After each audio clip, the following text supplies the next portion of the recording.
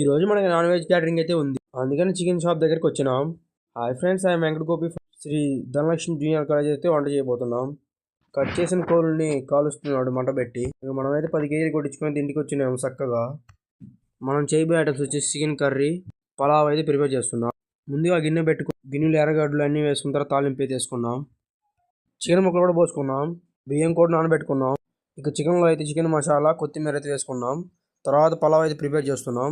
ఇది rice bran oil అనమాట, చాలా కాస్ట్ ఉంటుంది, ఆరోగ్యానికి మంచిది. నూనె కాగిన తర్వాత పలావ్ దినుసులు అయితే వేసుకున్నాం. కొన్ని ఎర్రగడ్డలు కూడా వేసుకొని అటు ఇటు కలుపుతున్నాం.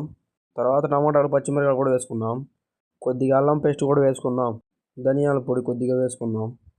తాలింపు అయితే వేసుకుంటున్నాం. అటు ఇటు కలుపుకున్న తర్వాత మనకైతే కొబ్బరి పొడి కొద్దిగా లైట్గా వేసుకున్నాం. తర్వాత అన్నం అయితే ప్రిపేర్ అయింది. గారెలు అయితే చేయబోతున్నాం. ఫైనల్గా పలావు, చికెను, గారె, పెరుగు చట్నీ అయితే చేసుకున్నాం. ఇక వీళ్ళైనా మాత్రం మనకైతే ఆర్డర్ అయితే ఇచ్చినారు. వీళ్ళందరూ ఏదో ఫేర్వెల్ పార్టీ చేసుకుంటున్నారంట, పిల్లలందరూ కలిసి నిదానంగా 1 by 1 ఒకటి వడ్డిస్తున్నారు. వీడైతే మనకు తెలుసుంటా, మన ఇంటి దగ్గర కుర్రోడు. అయి చెప్తున్నాడు. ఓకే, ఉంటా మరి, బాయ్.